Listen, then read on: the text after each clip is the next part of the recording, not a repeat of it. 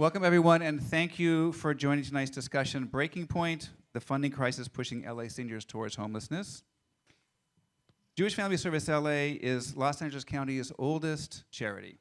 For over 170 years, JFSLA has been a cornerstone of support for LA's Jewish community and for members of the community at large.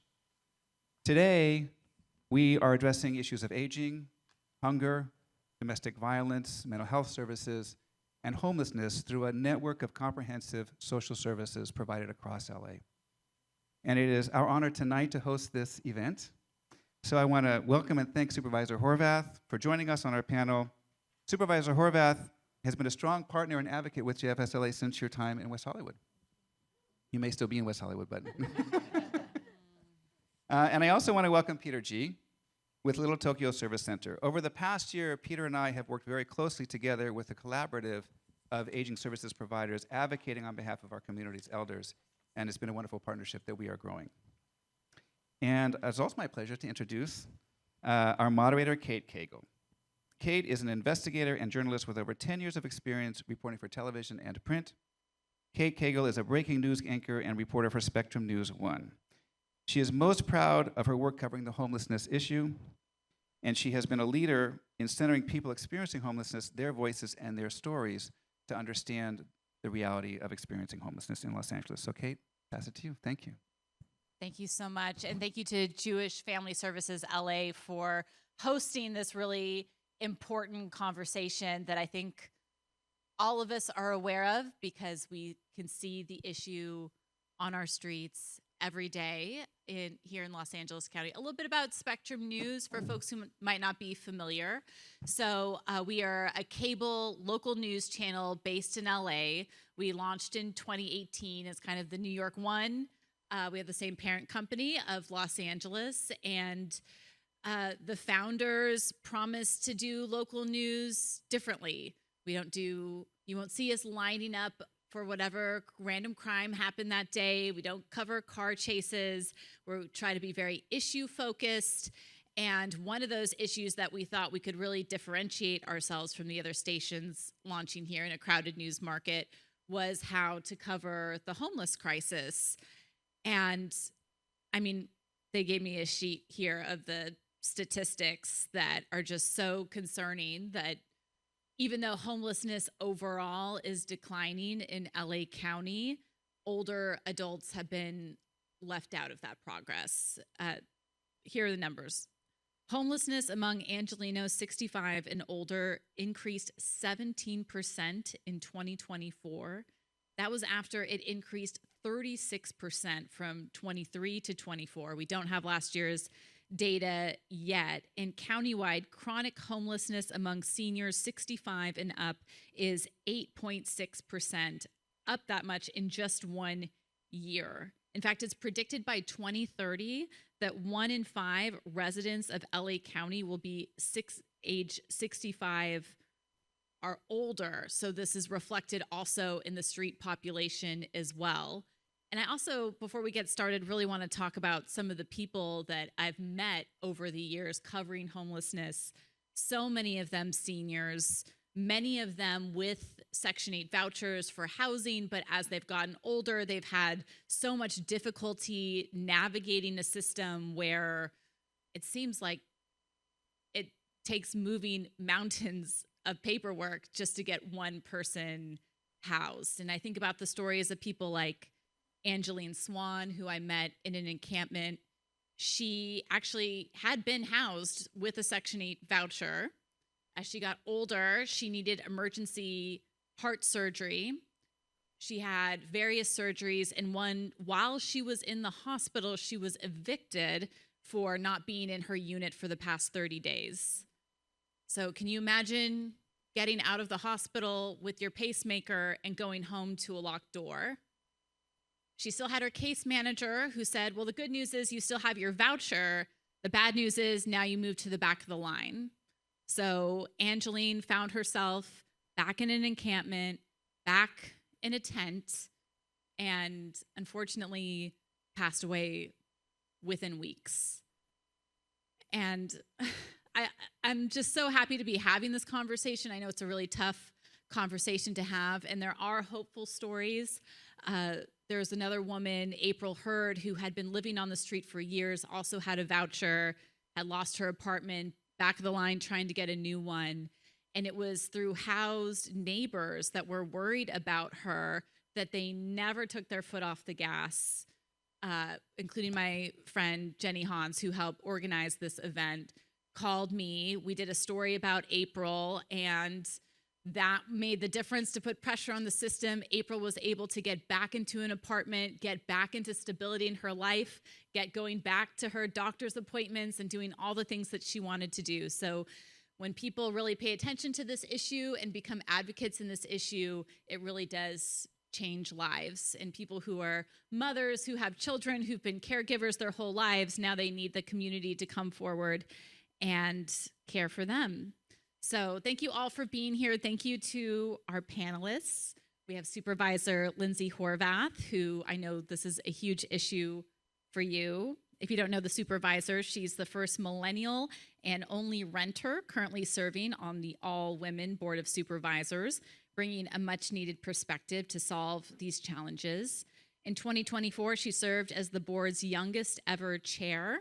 And this year, she's focused on leading the nation's fastest disaster response following the Palisades fire while overhauling the entire county homelessness system. She previously served as council member and the longest consecutively serving mayor of West Hollywood. So, Supervisor, thank you for being here. Thank you for having me. Peter G. is the co-executive director at the Little Tokyo Service Center, where he oversees, you have to hear this list, care management, mental health services, homeless services, senior services, and early childhood development across LTSC's direct services programs. He brings more than 15 years of senior leadership experience in human services and community development with deep expertise in housing stability, culturally responsive service delivery, and integrated health and social services system. And Peter, you're telling me you guys have like 2,500 clients right now? That's a lot. And Eli Veitzer has served as the president and CEO at Jewish Family Service LA since 2018, leading it through a period of program expansion, enhancing JFSLA's safety net services, homeless prevention programming, services to older adults, and early childhood programming. He is a board member of the National Network of Jewish Human Services Agencies. So thank you so much for hosting this and being here. Thank you. Can we do a quick applause for all the panelists? Thank you.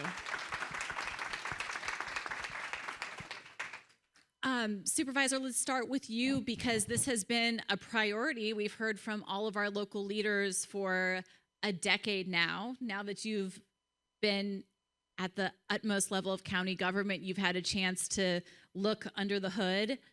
What would you say is the major lesson you've learned about solving this crisis? The system is fundamentally broken, and so we have to create a new one that actually delivers the service that's been long overdue. And that's not rocket science, we know, because people have been saying this for more than a decade. I will say I naively thought that when I came from a small city who had a very good system in terms of response in the community, that if I just, got behind the curtain and saw the wizard and understood what was going on in Los Angeles County, that I might be able to sort of just pull the right levers and help to make some adjustments to make things work. What I came to find out is that the fundamental system that we are using, that we are basing our work off of and continuing to invest hundreds of millions of dollars in, was created in the 1990s as a court settlement specifically for the relationship between the city of Los Angeles with the county on the issue of encampment resolution for winter weather. That is not the issue that we're facing today, but that's what the system was originally designed to solve. So when we think about, we had a system that was focused on that issue and then was asked to be a continuum of care for the entire region, which means serving a whole variety of services, including the relationship with the federal government, as well as working with the entire region. A relationship that was only between the city and county now is supposed to contemplate 88 cities plus unincorporated areas on service delivery and more. And hundreds of millions of dollars were injected into a system that did not have administrative support, that did not have the capacity to take all of that on. That's why we're in this moment. And it's why I believe so strongly that we had to create a new system. We had to take our dollars back from the Los Angeles Homeless Services Authority, invest them in a county-driven department that has fiscal oversight with our auditor controller from day one to make sure that the dollars are being spent in the way that you expect and that we are able to track measurable outcomes and make our decisions based on our decisions of investment based on those measurable outcomes. It doesn't sound radical, I think, to regular, logical people, but unfortunately, that's not the thinking that's been guiding this system. And I think people sort of tinkered around the edges and hoped that some of those changes might ultimately deliver enough of a change. And in fact, we've seen in the past 2 years that we're finally moving in the right direction as it relates to homeless services and what we want to see. But as you rightly highlight, there are populations within that trajectory that are moving in the wrong direction, so they're being left out of whatever's going on. And more importantly, if we continue to use the system that we have right now, no kidding, it will take us 300 years to solve the crisis. That is absolutely unacceptable to anyone who is currently living in Los Angeles.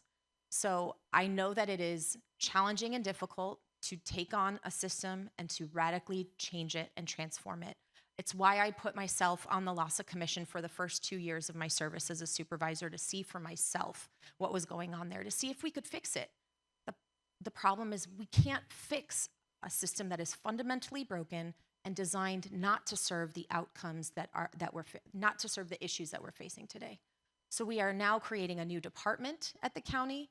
We have also created a regional coordinating center, what is affectionately referred to at the county as the ECRC, because we love acronyms, Emergency Centralized Response Center. And it includes every department in the county. It includes any department in the city that would like to work with us, and every agency throughout the region that touches this issue. They're all in one room, triaging in real time, phone calls that are coming in about encampments, an individual, and everything in between.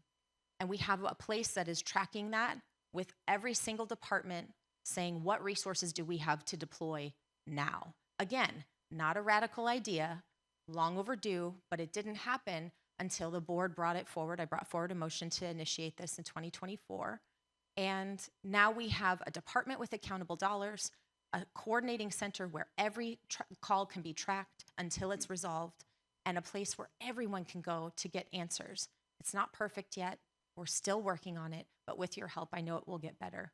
Well, and you're facing all these headwinds from the federal government and the erosion of some of the social services that you rely on. Federal proposals right now include nearly $1 trillion in cuts to Medicaid, almost $300 billion in reduction of SNAP benefits, and approximately $170 billion in Medicare cuts that will impact low-income seniors who rely on Medicare and Medicaid. Eli, talk to us about kind of the kitchen table aspect of this. What do you see when you're talking to folks? What are some of those events that trigger someone who had stability to then falling into homelessness? So most older adults who fall into homelessness later in life do not have a history of homelessness. And what drives their, what really triggers the events that triggers, many times it's a catastrophic event with economic implications. So it could be loss of a job. It could be the inability to continue working due to age or injury. It could be a catastrophic medical diagnosis, happens frequently as a driver. It could be loss of a spouse. And what happens is that for many of our older neighbors in LA County, living on the edge doesn't begin to describe it. So as a context, according to a 2023 report from Justice and Aging, 37% of individuals 65 or older in LA County don't have enough income to meet basic needs. Here's an example of what that means. About 350,000 individuals in LA County receive SSI, Supplemental Social Security Income. And some of them have additional income as well. But at least half of them have no other income source except for SSI, which, depending on different circumstances, averages around $1,000 a month. So if your income is $1,000 a month and your housing unstable, it doesn't take much to just put you over the edge. And that is what drives a lot of our older neighbors directly into homelessness. Peter, I see you nodding your head. This feels like it's resonating. This is what you're seeing.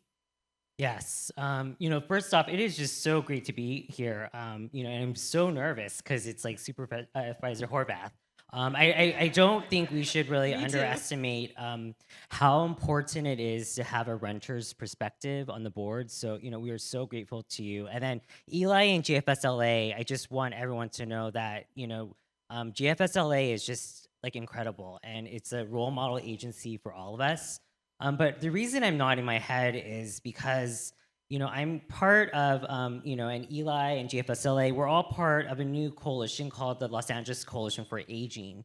And all of us are direct service organizations and advocacy organizations across LA County that got together because what we realized when citizens voted in favor of Measure A is we wanted to make sure that older adults and their caregivers were not forgotten in the allocation of those resources.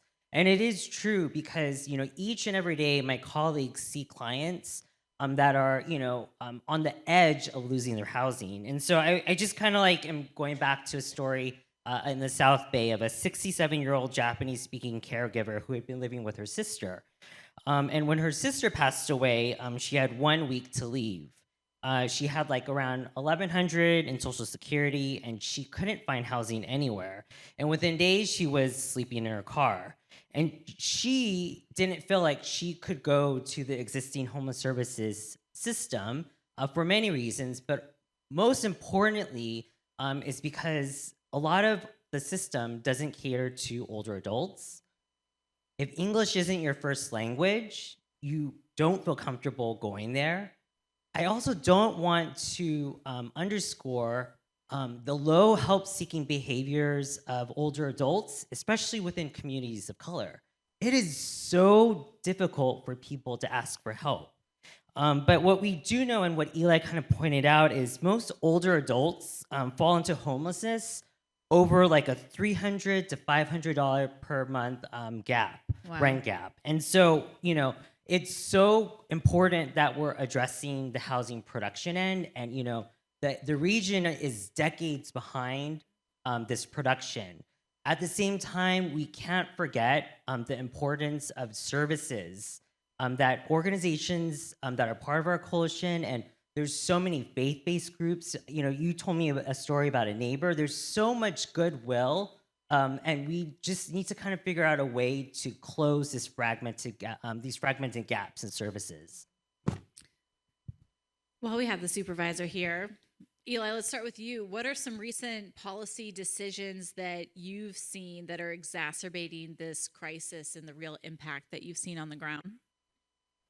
Well, fundamentally, driven by federal policy decisions, the money that a lot of the funding for services in the county and at the state originate at the federal level. And so as those funds get restricted in this way or that way, it creates a funding gap locally and at the state. And so one issue is that even things that have nothing to do with older adults or nothing to do with homelessness are being cut, reduces the pie at the state for them to figure out, well, how are we going to address these issues? And so it's a fundamental underlying issue at the state, the county, and the state level right now, which is how do we still maintain services across the broad range of issues that we need to address with a lot less federal dollars coming in. Add on to that that the county, which has done enormous efforts towards addressing homelessness, also has less ability today to address it, even with Measure A dollars, than they did in years past. And there's been cuts in homelessness services, and those cuts have pulled dollars into the most critical areas, which is understandable. That's appropriate. As you've heard us talk a little about what older adults face, they don't show up as the most critical needs. If you use the assessment forms that are used in the homeless services world, you're not going to see this woman here show up as a very high need individual. She's going to be way down on the list of getting services. And so the challenge that we see is that low-cost interventions that can prevent homelessness for older adults, it's hard to get those prioritized because they're not on the surface the most in need, and they also have not yet, we're going to get there, have not yet had the power of coalition advocacy to support those services. So I'll give you an example of what I mean. Prevention, everybody knows, prevention is a lot cheaper than intervention after the fact. But there's a program that we had called HomeSafe. It ran out of funds. There's new funding that has come down. It hasn't yet been allocated at the county level. But the HomeSafe program is a prevention program for older adults or any adult who is a client of adult protective services, meaning that they are subject to abuse or neglect or self-neglect. And when they assess them as having a high risk of homelessness, they refer them into the HomeSafe program. The HomeSafe program provided funding for flexible, comprehensive care management and housing navigation and concrete dollars to help stabilize housing. The success rate of people in HomeSafe here in LA, I will speak in our own program, was huge. In LA, it was huge. Statewide, assessments done on it, it is one of the most successful prevention programs in the homelessness world. It costs a lot less for a client through HomeSafe to get stable and safely housed than once they become homeless and they go into that homeless system. So from our perspective, for older adults in particular, prevention works. It's not that expensive, and there are providers who can do that work, ready and available to do that work. What's missing is the funding. Supervisor Horvath, let's talk about that. I mean, how does the county go about trying to triage these different populations and make sure that the money is being spent efficiently? Obviously, the state of California and Los Angeles has faced a lot of criticism from the Trump administration over homeless spending and this narrative that we're not doing a good enough job keeping track of the money, so we can't be trusted with money, which we need for these vital programs. So sometimes government gets in its own way. So one thing is there is a county department of aging and disability, and there is a city department that is also focused on older adults. In the city of Los Angeles, some of the smaller cities have either a department that includes aging supports or is exclusively focused on aging. So when we have all of these disparate services not coordinated and connected, we are losing opportunity to leverage scale and dollars to look critically at the whole region. And that's a design flaw. If we want to work together and leverage every dollar better, I believe working with the county will make it better, not because we're flawless, far from it, but because the county has tools through our health departments and other tools that we have at the county that no other city really has, to be able to leverage those dollars and get a match on them to stretch them further.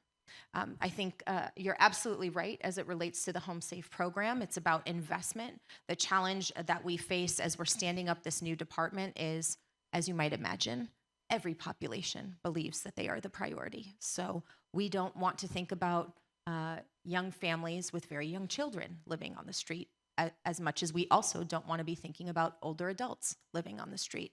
We don't want to think about domestic violence survivors who must flee for their own safety, not having a place to go. And so as our homeless services and housing department has thought about the different specialized needs of each of these different populations, we have had to allocate funding in a way that recognizes the importance of issues facing a diverse range of populations we're serving, knowing that we do not have unlimited dollars.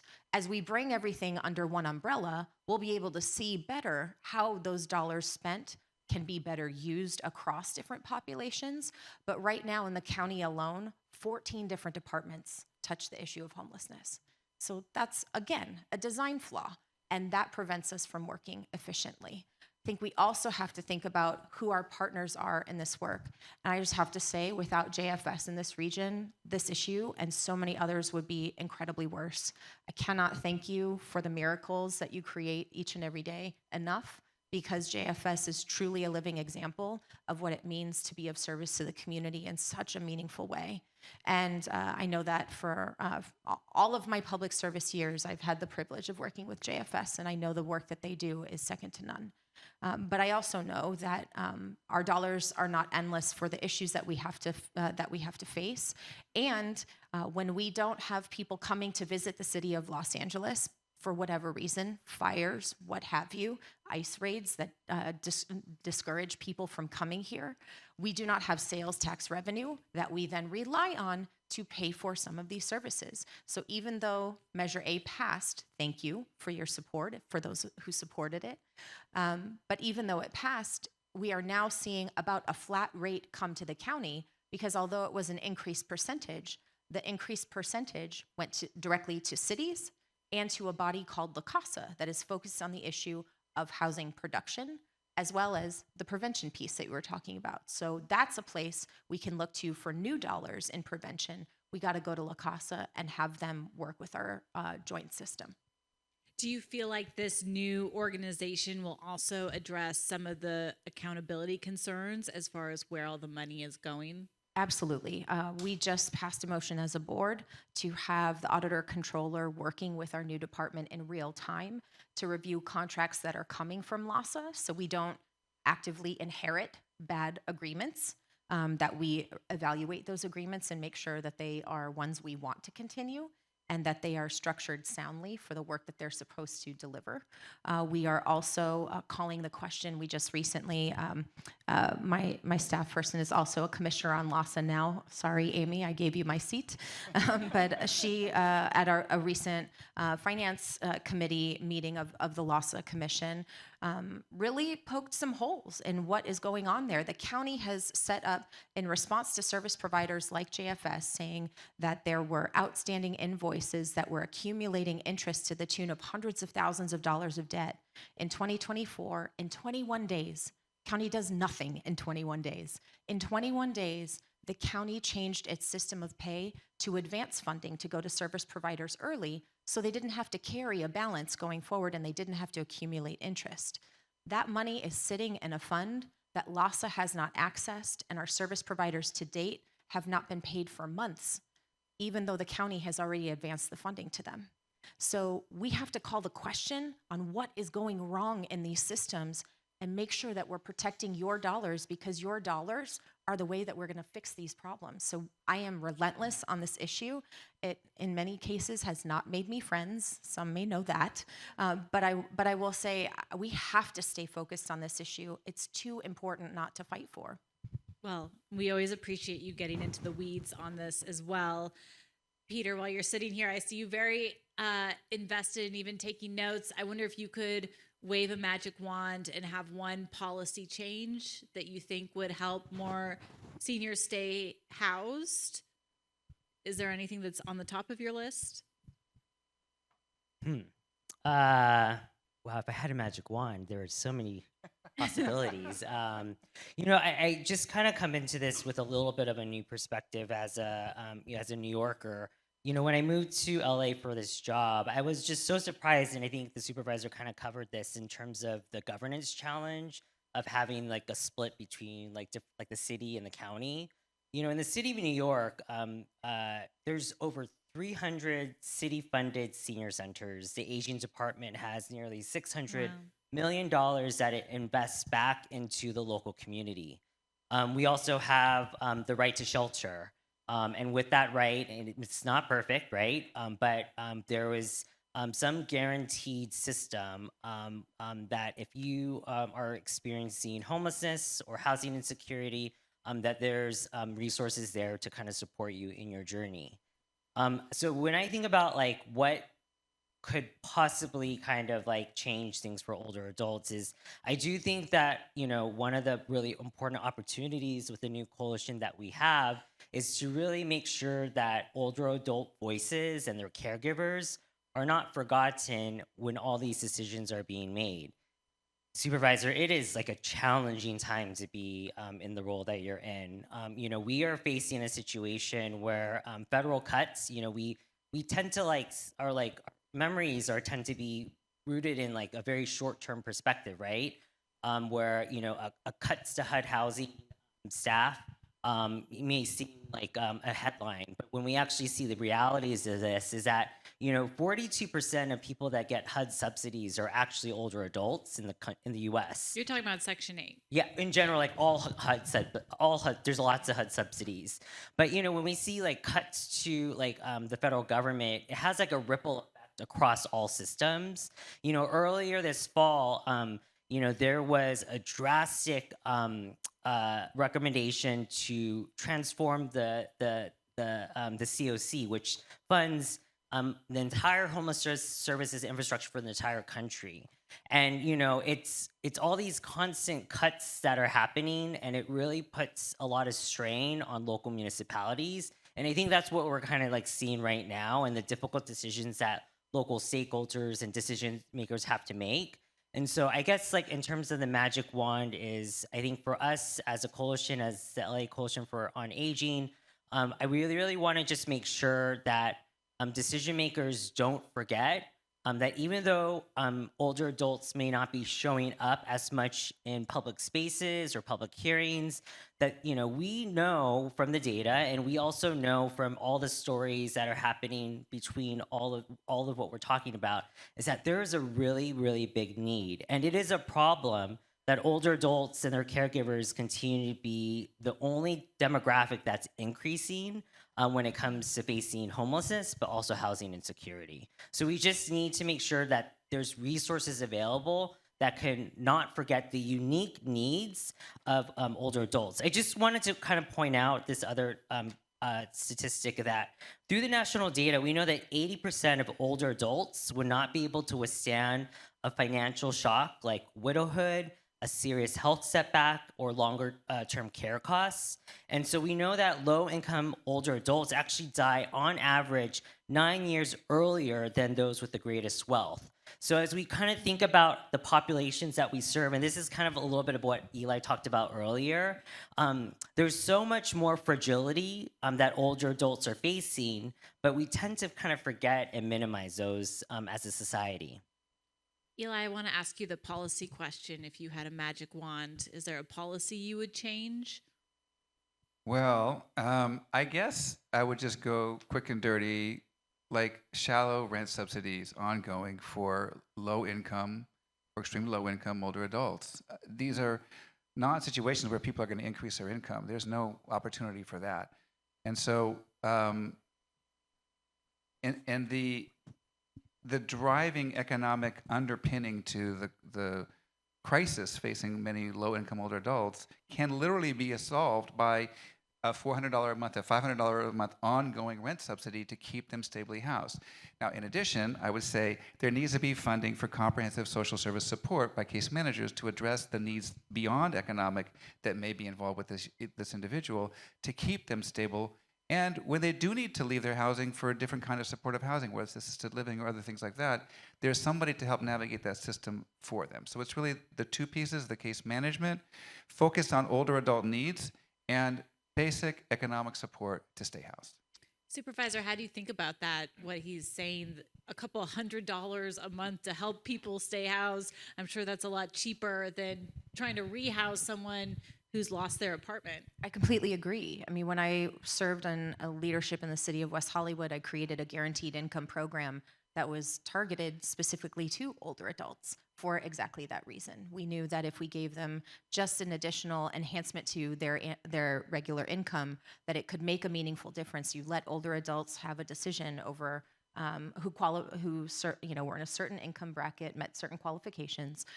If you enhance their income and gave them the opportunity to make their own decisions about it, they could survive that much better and be more stable because of that. So I believe in programs like that. I think we need to look at what we can do where we have those kinds of county dollars to be able to invest in those kinds of programs. I think we know across the board, shallow subsidies are an extraordinary tool to help keep people housed. We recently met with the new leader of HACLA, which is the Housing Authority for the city of Los Angeles, to talk about how the county and the city can better be working together with the resources that they have They shared with us more about what their city plans are and illuminated for us, if they got assistance from the county, how that could help enhance what they're planning to do within the city. And I think that kind of coordination is invaluable, because that's how we're going to be able to find the dollars. If we're able to streamline some of our choices, we can find those dollars to invest in critical programs like that. We also know that some of the dollars that we have, we can draw down a match in some cases. Now with the federal government changes, not always, but when we can braid funding and when we can use $1 to get 3, those are opportunities that the county is often uniquely situated to be able to do. So we're always looking at those opportunities. I think he's exactly right. Eli, is there a particular part of this community that you're noticing is being hit harder and faster by these changes and the cuts? Yeah, sure. So older adult poverty and housing instability affects hundreds of thousands of Angelinos across every community. But statistically, African American men are the most likely to fall into homelessness. In fact, about 40% of older adults who are homeless are African American. Wow. And that's not a surprise. It reflects lives lived in poverty, the impact of social determinants of health. It tracks with mortality rates, it tracks with health rates, mental health rates. It's not a surprise. It's what we would say in Yiddish, a shanda. It's a humiliation and embarrassment, because it shouldn't be that way. But that is the reality. What about you, Peter? Yes, I think it's really important that Eli kind of brought up that stat, because Black older adults are disproportionately overrepresented when it comes to homelessness. I also want to lift up other communities as well, is because in the Asian American, Native, Hawaiian, Pacific Islander community, we've actually found that there's a severe undercount in the point in time count when it comes to our community when it comes to older adults that are facing homelessness. Why is that? It's because there's a lot of folks that, the point in time count is like a one-time snapshot, and that's kind of doing a quick census of folks that are on the street. But it doesn't really capture folks that might be in their cars, might be people that might be crashing in, a friend's place, or other kinds of overcrowding that might be happening in a rental, like a rental unit. And also similarly, when it comes to the Latinx community, we talked a little bit just earlier today about the devastating impact of immigration enforcement that's transformed our region. And as an LGBTQ member, as a member of the LGBTQ community, I also want to just lift up the fact that there are nearly 4 million LGBTQ older adults in the United States, and the majorities are renters. And so, there's important groups like the LGBT Center that are really creating innovative programs to really make sure that this community is served. But, I think we talked a little bit about this tipping point, that it takes one life event to put someone into homelessness. And I think what Eli and I are just mentioning right now is that there is also real structural inequity that also complicates how we look at this issue. And I would say that we have a federal government that doesn't want us to say anything that was just said by these two panelists. They do not want to acknowledge that these realities exist. They do not want us to look at the social determinants that are creating these challenges that we're seeing on our streets. So how are we supposed to solve our problems if we can't even be honest about what is causing them? And that is as much a significant challenge as the dollars that they have threatened or cut. The fact that we can't say honestly what it takes to solve these problems. So I thank you for speaking the truth, because apparently in today's day and age, it's dangerous to do that. And yet we have to be courageous in finding the solutions and talking about what it's going to take. Well, and Peter, you talked about how, particularly with some of these groups, there's a huge hesitancy to ask for help. So I wonder, it makes me think that events like this are very important, where we're getting the word out about services that exist so people can know about them before they're in that emergency situation. How is your organization approaching that? I do think this is a really important moment to kind of recognize that prevention is not only really important on housing insecurity, it's also really important with mental health. And we're, seeing this massive transformation of our mental health system that's happening because of Prop 1. all of the prevention money that the county has been able to administrate on creative programs to address our mental health crisis, which we do know there is an overlay with this issue on, is actually getting moved to the state. So it's just a really challenging time in general. And I'm really grateful for the leadership of Dr. Wong and the Board of Supervisors, because I don't know what's going to happen, because what we do know is that because of the low help-seeking behaviors in general, right, across communities, prevention is actually the best way to kind of reach people. We want to know about people's situation before it becomes like a crisis situation. And that happens because of groups like JFSLA and others that run senior centers, where they have trusted relationships with case managers, where they see people at a regular cadence of time, where they know and they can tell the early indicators of something going awry, right? And so those are the kinds of like programs we should be really lifting up, like food programs, right? That do home delivered meals, where people see someone on a regular basis, where it's not just getting a meal, but people are seeing and like, oh, something might be up with this one community member that is like that we're serving. That's what prevention is. And I think that's like where, like Eli was kind of talking about the opportunity and the cost effectiveness of prevention. And I do kind of want to have to point out that I think like Eli is correct that, we need shallow subsidies. We need to be bold about building more senior housing. It is so ridiculous, the wait lists that that people have to get into HUD senior housing right now. But I think what is going to also fundamentally need to change is the public opinion around how we use public money. A lot of times people think that, well, if someone's getting this subsidy, like what, that's not fair because I'm not getting this, or someone's getting that because like that's not fair to like my loved one. But I think we have to like at the same time these policy proposals and these policy changes have to really be shaped and changed with public opinion. And that's like why it's really great that JFSLA is doing this event, because we need everyone in the audience here, everyone that's online, to really like work to change the perceptions with the community about how we think about use of taxpayer money. Eli, can you talk a little bit more about the prevention part of this and how you're thinking about it? We have a lot of senior service programs, from basic activities in our senior centers and our congregate meal sites and home delivered meals, to programs designed to help people with complex care needs, as well as mental health services for older adults. And in all of that, when we're doing assessments of what an individual's needs are, it's a comprehensive assessment. And we're one of the things that we assess for is housing stability, and also economic stability, and also social networks, so that we're trying to understand this individual may have some housing precarity, but they've got a strong social network. So we keep in touch with them, but they do have a bit of a safety net within their own social. But this individual over here doesn't have that. And they really don't have support beyond what we can provide. So it's not just us. This is the work of social service providers. Part of our work is to be in the community, to create relationships with the community and with individuals in the community, to be able to make sure that when someone starts to slip, either they or we already know them, or someone who knows them will reach out to us to help catch them before they hit the ground.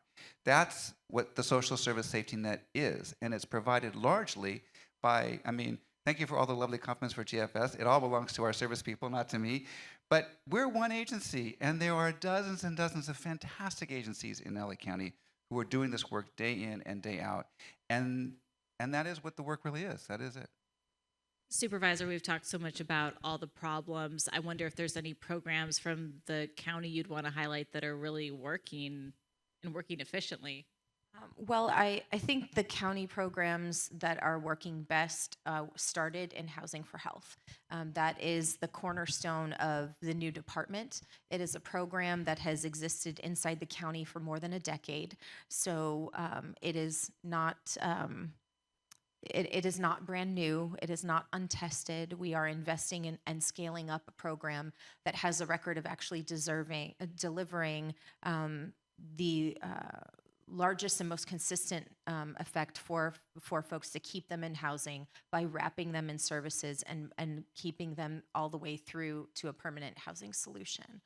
Housing for Health is rated by those who receive the services, the service providers that work with the program, and everyone who's part of the system as the most effective way to get people housed, because it is the most creative, it is the most nimble, and it is the most tailored to the exact needs of every individual.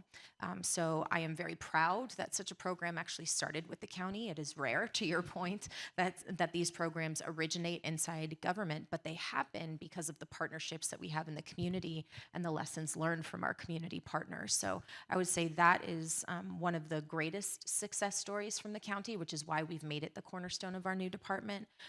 It is not, it is not the be all and all. It does not solve every problem. We need different solutions for different populations, as I mentioned earlier. But organizations like One Generation in the Valley that partner generations together. Yes, they have many programs that serve older adults, but they also have programs that serve young children and then pair the two together. And that helps to create a family feeling, gets people out of isolation, provides a service for families with young children as well as older adults that they have to care for in a home. There are many creative programs in Los Angeles County, and we have to make sure that we're investing in the ones that are working and stop investing in the ones that aren't delivering the results that we expect in our communities. And the Housing for Health, how are they actually getting folks housed? Is it through vouchers, or what's So the secret? The program was born inside our Department of Health Services. And so treating homelessness as a health crisis as opposed to only a housing crisis, it is not enough just to put people inside four walls and hope for the best. We know this.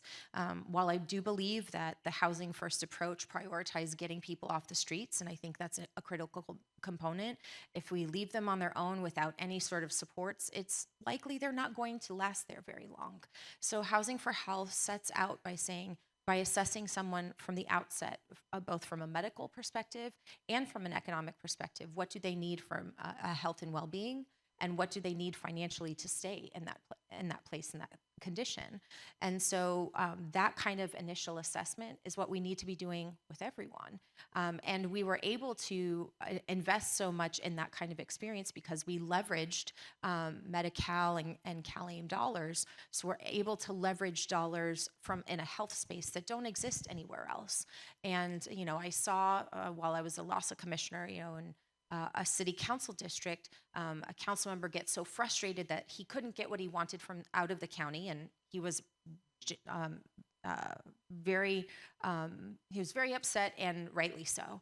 And so he just used his discretionary dollars to accelerate getting a solution out there because he just wanted to solve the problem, and he wanted to make his constituents happy and solve the problem. I get that. But what we missed was an opportunity to fix the part that was actually broken. And so now that's what we're doing by starting up this new department, is finding ways that we don't have to have people spending their discretionary dollars, which are the most precious for all the things you need to do in a city, but instead make sure that we're leveraging the resources that we have to tailor them to the things that are actually needed. And that's how we can use our dollars smarter. Peter, what's your game plan for doing more with less, given the funding cuts you could be facing? Yeah, I think what the supervisor kind of mentioned is just really important, that the public health approach is actually the right approach for many things. We're also kind of living in a time right now where public health is also a word you can't say out loud. But, I think before I kind of get into the funding constraints, I don't want us to forget that the safety net that we've had for many, many years already had a lot of leaks. But with the passage of HR 1, it's just going to get a whole lot worse. We are seeing the largest... That's the big, beautiful bill. Yes, I don't want to... Not that beautiful. It's a very complicated bill, but it's a bill that actually provides and does the largest amount of cuts to healthcare and food assistance that the U.S. has ever experienced. So there's going to be 2 million Californians that are going to lose their Medi-Cal or Medicaid coverage. There's going to be around 3 million households in California that are going to be losing either a part of their food assistance or all of it through CalFresh. And so we're kind of operating as direct service providers under not great circumstances before. But in general, our work is going to get a lot harder because the safety net is not only getting a lot leakier, but it's also going to be a lot more work for us as direct service providers to keep people actually just enrolled in benefits. And I think that's just a reality that we haven't been able to like fully grasp. I think what's so hard right now is that it is such a difficult time to be a human service provider because in general, we're seeing such strain. Like it is literally impossible to keep up with all of the different policy changes that are happening on the federal, state, and local level. And so I think we're kind of like operating in a really tough situation that I think a lot of times it's really easy to forget. And so this is like why, our coalition that we've created, which again came because, we wanted to make sure that older adults were not forgotten during the Measure A allocation of resources. And we're still kind of working to get that across. But I think like right now, the nonprofit industry sector is just facing so many cuts. A lot of the stuff that Eli and others were talking about all of the work, all of the case management that happens on the ground, all of the activities, these are not in general like publicly funded programs. And so I think we're going to have to really ask a lot more of the public to support your local nonprofits in ways that it's just we just need a lot more help. Well, and try not to draw the ire of the federal government yourselves, I'm sure, as you're serving a population that is not English speaking, which is all other pressures. Eli, what about you? Like, how's your organization thinking about potentially having to do more with less? So one of the magic tricks in the nonprofit world is that we take 1 + 1 and turn it into 3. I'm not sure how we do that, but we somehow do that. A lot of it has to do with really layering, braiding, leveraging this piece of funding and this piece of funding. We may have a contract to do case management here and a contract to do housing stabilization here, and we leverage them together to get an outcome. We raise a lot of money. We try to raise more money, work with foundations. We also started a home care agency years ago, which has a huge private pay portfolio which generates surplus revenue that comes back to support the organization. So we're looking at how we can diversify our revenue as best we can. But at the end of the day, we are a community organization, and it's the community that keeps us able to do the work that we do.